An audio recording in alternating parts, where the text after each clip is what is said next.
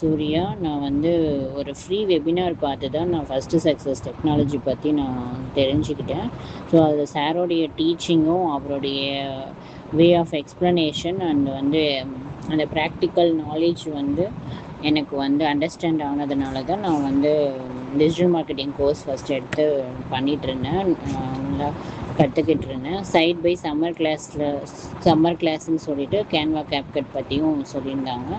So அந்த அந்த summer கிளாஸையும் வந்து குவாலிட்டியாக வந்து நம்ம எப்படி ஒரு ஆட் பண்ணுறதுக்கு ஒரு போஸ்ட்டு பண்ணணும் அப்படிங்கிறதுக்கும் நான் வந்து கேன்வா கற்றுக்கணும். போஸ்டிங் ப்ளஸ் வீடியோ எடிட்டிங்கும் வந்து கற்றுக்கணும் அப்படிங்கிறதுக்காக நான் வந்து வீடியோ எடிட்டிங்கும் வந்து ஜாயின் பண்ணேன். ஸோ அதில் வந்து கோகிலா மேம் வந்து நல்லாவே எக்ஸ்பிளைன் பண்ணியிருந்தாங்க.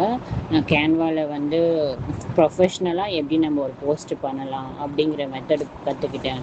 ஆல்ரெடி வந்து நான் பண்ணியிருக்கேன். அதுக்கும் நான் கிளாஸ் அட்டன் பண்ணதுக்கும் ஒரு அலைன்மெண்ட் இஷ்யூ வந்து நான் கற்றுக்கிட்டதில் வந்து அப்ளை பண்ணியிருக்கேன். நெக்ஸ்ட்டு வந்து கேப்கட் பார்த்தீங்க அப்படின்னா வீடியோ எடிட்டிங் சாஃப்ட்வேரு.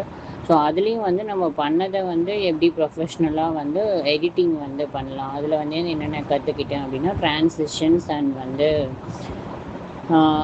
வெளியில் வந்து நம்ம எப்படி வந்து ஒரு ஆடியோவை வந்து ஸ்கிரிப்டை வந்து நம்ம டவுன்லோட் பண்ணி எப்படி வந்து கனெக்ட் பண்ணுறது அப்படிங்கிறத நான் கற்றுக்கிட்டேன். ஸோ இந்த மாதிரி ஒரு சின்ன சின்ன விஷயம். நெக்ஸ்ட்டு மாஸ்கிங் அதுவும் கற்றுக்கிட்டேன். இந்த மாதிரி விஷயங்கள்லாம் எனக்கு வந்து யூஸ்ஃபுல்லாக இருந்துச்சு. ஸோ இந்த கிளாஸ்க்கு அவங்க எக்ஸ்பிளைன் பண்ண விதம் எல்லாமே வந்து அண்டர்ஸ்டாண்டபிளாகவும் இந்த பீரியடுக்கான நாலேஜும் வந்து நான் அவங்கக்கிட்டேருந்து எடுத்துக்கிட்டேன். அவங்க நல்லாவே பொறுமையாகவே நல்லா எக்ஸ்பிளைன் பண்ணியிருந்தாங்க.